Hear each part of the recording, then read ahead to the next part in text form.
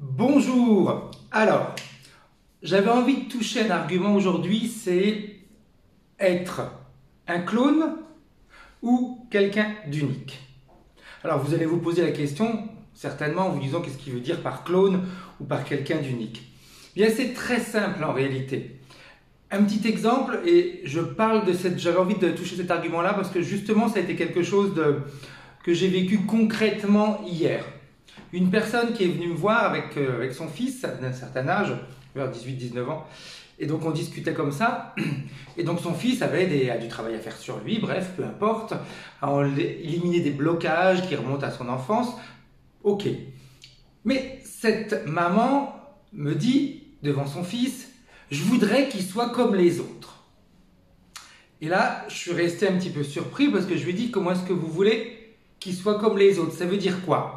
Qu'il ait un travail, qu'il ait une habitation, qu'il puisse se gérer comme il le faut, etc.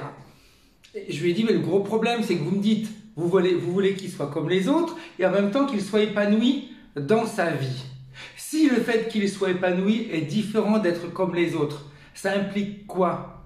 Ça implique de devoir accepter, mais même pas de devoir, c'est simplement accepter que l'autre peut être différent de nous et que nous sommes différents des autres. Donc vous vous rendez compte, on est en train de dire à ces jeunes, mais ça peut être même au moins jeune, il faut que tu fasses comme les autres. Donc on va rentrer encore dans un moule, c'est-à-dire la famille, le travail, l'habitation, les vacances, les enfants, la belle routine, et puis on va se dire, j'ai tout ça, donc il faut que je sois heureux, c'est obligé, non? On m'a dit que c'était comme ça qu'il fallait faire. Donc, en voyant de tels mécanismes, eh bien, je me rends compte qu'à un moment donné, on nous transforme en clones, alors qu'on est des personnes uniques, parce que même si on avait un frère ou une sœur jumelle, eh bien, il y aura toujours des différences, tout le temps.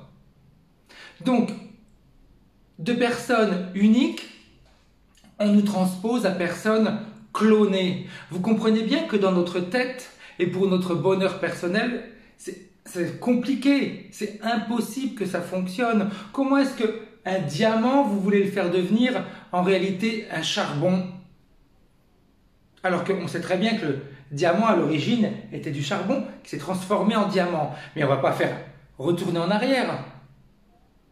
Vous comprenez l'importance d'arrêter de dire aux jeunes ou même aux moins jeunes, il faut que tu fasses comme les autres. Non, il n'y a pas à faire comme les autres. Fais comme toi, tu le ressens à l'intérieur de toi. Ça ne veut pas dire rester dans sa chambre, ça ne veut pas dire rester chez soi sans bouger, etc. Non, ça veut dire être dans le mouvement. Si je veux créer du mouvement dans ma vie, il faut que je crée le mouvement. D'accord? Je veux du mouvement dans ma vie, il faut que je crée le mouvement. Le mouvement ne va pas se créer si je reste dans ma chambre ou si je reste vautré sur mon canapé toute la journée. Le mouvement, il se crée de 1000 manières, comme moi par exemple, en faisant mes vidéos, en recevant des personnes en cabinet, en faisant des conférences, etc. Il y a plein de manières, chacun a sa manière de créer du mouvement. Mais si moi je devais, dans ma tête, me dire tiens, il faut que je fasse comme les autres, ça veut dire que je vais copier, cloner ce que font les autres sans apporter ma touche personnelle, sans avoir un minimum de créativité. Vous vous rendez compte? La manière dont on a encore limité, la manière dont en réalité on veut que notre vie aille dans une direction qui n'est pas forcément la nôtre. Et ça, c'est vraiment quelque chose d'important à vérifier, à regarder, à évaluer, parce que vous voulez être heureux, vous voulez être créateur de votre vie. Vous croyez qu'en étant un clone, on peut être créateur de notre vie? Vous allez créer comme les autres. Donc, toujours l'importance du choix des mots. On ne va pas dire à quelqu'un, il faut que tu fasses comme les autres. Non, on va dire à quelqu'un, ok, il faut maintenant te sortir de cette inertie. Qu'est-ce que tu aimerais faire? Qu'est-ce que tu veux faire pour sortir de cette inertie? Et qu'est-ce qui te fait rêver? Qu'est-ce qui te fait planer? Qu'est-ce qui te pousse? Quand tu penses à quelque chose, qu'est-ce qui te pousse à aller de l'avant? Ça, ce sont plein de questions qu'on peut poser aux personnes qui ont besoin d'être boostées. Parce que quand quelqu'un est dans l'inertie, c'est automatiquement qu'il y a un blocage. Quelque chose l'empêche d'avancer, que ce soit son mental, que ce soit l'extérieur, que ce soit physiquement, etc. Mais tout part de la personne. Après, il y a une envie. Si la personne n'a pas envie, à un moment donné, on ne peut pas sauver qui n'a pas envie d'être sauvé.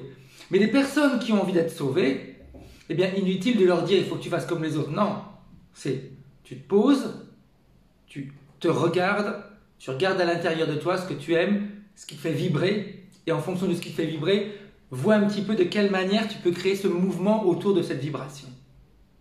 Donc, une vidéo qui peut paraître simple, avec peu d'importance, alors qu'en réalité c'est très important.